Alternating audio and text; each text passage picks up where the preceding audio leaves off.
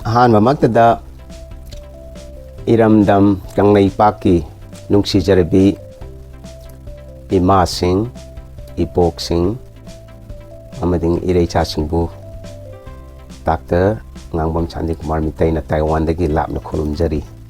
Ngasi imasinggi nungay ba numit na lakpasida Happy Mother's Day na lakpasida iramdamgi Thauna Pharabi nungsijarabi ima khudingmakpu nungai paujel pijari.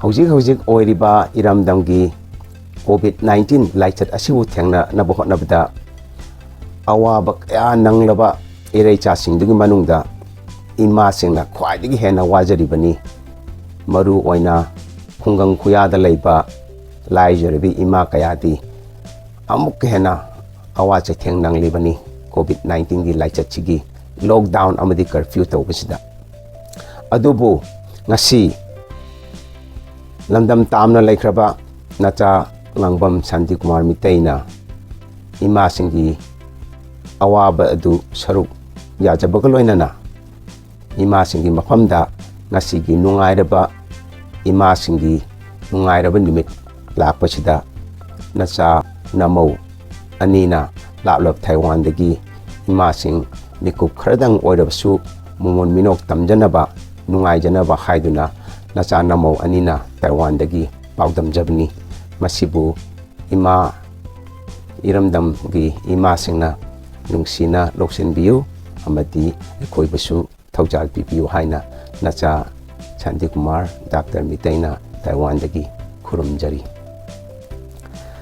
Ngasi thengnariba COVID-19 gi lanfam masi soidana mai pakni iramdam Kangleipakda malangi mafamda mi million mari haibdi lak nifu hena laichat asina nahanle amadi sibagi changsu aduki matik wangkhre adubu iramdam Kangleipakda masi soidana laksin bangamgani maramdi iramdam Kangleipaki imasing yamna thauna phana lakmani lanfam khudingda mai paktuna lakmani aduga handaki lanfam masida chu soidana mai pakani habisi nacha Chandi Kumar haki thajabani aduna imasing asina lanthengnabasida laichat asibu thengnabasida iramdangi nungsijaraba amadi nungsijarabi ichin nausingnasu laingaki amadi imasinggi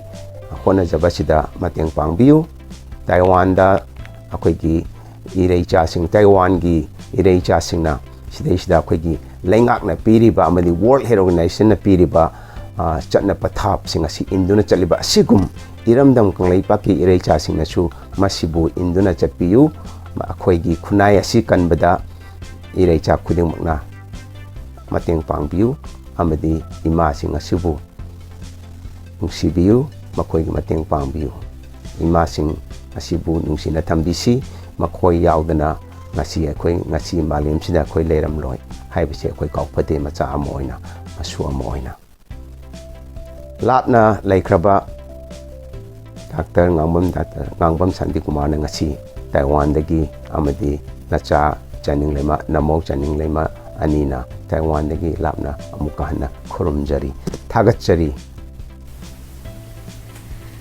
Kangleipaki ima kudimapu krunjari ai kiming ngambong janinema nenshi chen goi.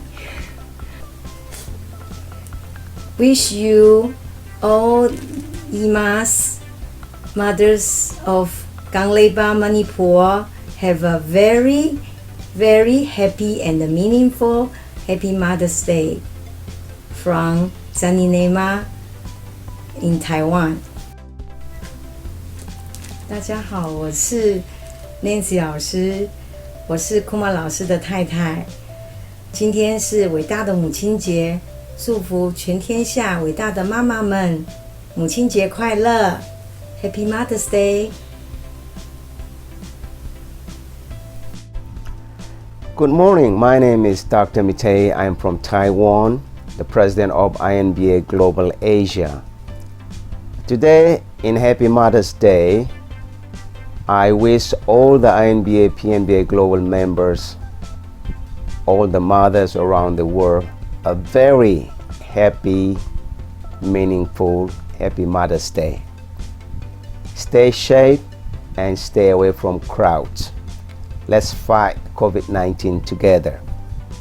Thank you.